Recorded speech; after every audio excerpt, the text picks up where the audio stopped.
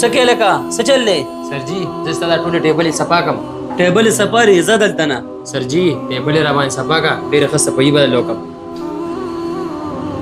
صحیح ده. دا راته ووایه چې 100 روپۍ به اخلې. سر جی ما له پیسې نه دي پکار، صرف روټۍ را باندې وکړه.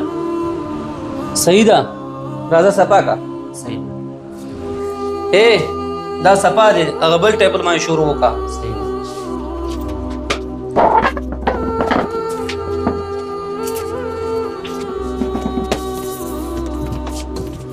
ډوره دا پرېږده، دا روټۍ وخوره، هغې نه پس په بیا صفایي وکړې. نه نه سر جی زه به پهله خپله صفایي ختمومه، بیا به زه روټۍ خورم.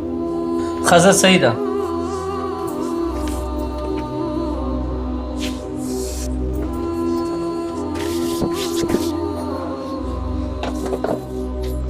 سر جی وګوره صفایي مې وکړه. یاره منم دی دا خو ډېره ښه صفایي وکړه.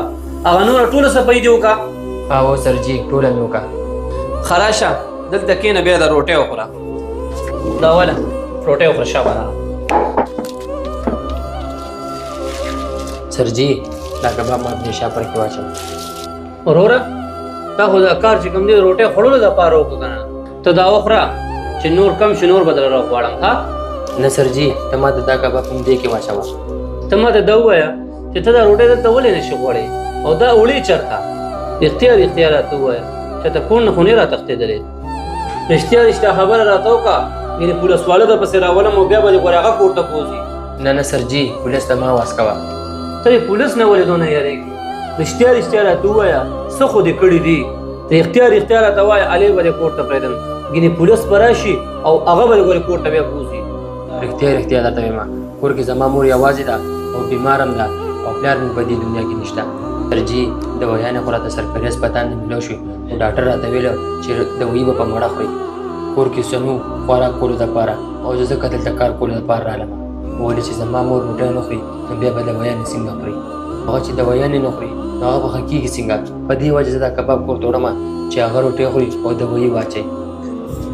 وروره ما معاف کړه، ستا په باره کې ما ډېر غلط سوچ وکړو. ته دا کباب دلته وخوره او ستا مور دپاره زه نور کباب پارسل کوم، هغه به ځان سره کور ته یوسې. دا وله دې کې کباب او روټۍ دي، کور ته یوسه مور به دې وخوري. دا وله څه پیسې دي ته هم ځان سره کښېږده. کله چې تو وږې کېږې همدلته راځه او د کور دپاره مړې نو دلته به پارسل هم در کوم. ښه په بدله کې به تا نه زه څه کار هم نه اخلم او پیسې به ورته هم میلاوېږي. سر جی ولې؟ نن سبا زمانه کې چې زامن له ودونه وکړي که نه نو مور پلار همدقسې پرېږدي او تپوس پوښتنه هم بیا نه کوي، بلکې هغې خپل مور پلار سنبالولی شي او بیا هم هغې دغسې پرېږدي او خیال یې نه کوي.